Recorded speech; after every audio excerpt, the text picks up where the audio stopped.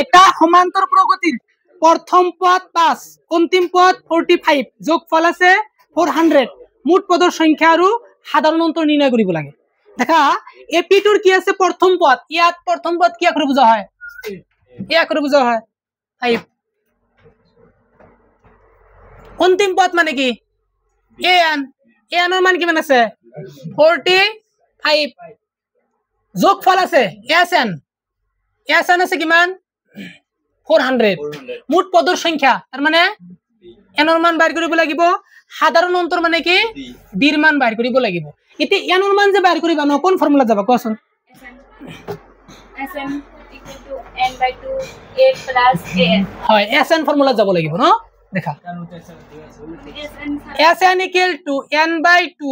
আকো মানে short formula যাব লাগিব কিন্তু a +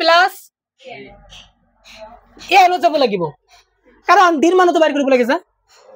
তে sn এর মান কত আছে কোন 400 = n/2 এর মান কিমান আছে 5 প্লাস n এর মান কিমান আছে 45 400 = n/2 প্লাস করলে কিমান হয় কোন 50 তো 2 * 2 2 25 * 50 এই 25 টা আছে পুরো নিফেল কি হবো হরণ 25 16 গুণ কিমান হয় 400 হয় না n এর মান আমি কিমান পালু কোন n এর মান আমি 16 পালু এতে n এর মান যদি পাইছো d এর মান বাইর করে কিন্তু একেবারে ইজি হয়ে যাব না দেখা আমি ইয়াতে করব অঙ্কটো an = a + n - 1 * d গারিম প্লাস n এর মান তো আছে না নাই 45 = এর মান কিমান আছে কোন 5 প্লাস n এর মান কিমান পালা 16 - 1 * d এর মানটাই বাইর কৰিব লাগে 45 প্লাস বিলেল কি হবো -5 এটার উপরে বাতিল কিমান থাকে 15 * d এটার উপরে বাতিল কিমান থাকে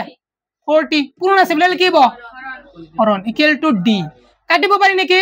5 3 * 15 5 8 * 40 তো আমি d এর মান কিমান পালো কোন 8/3 d = 8/3 এইখিনি आंसर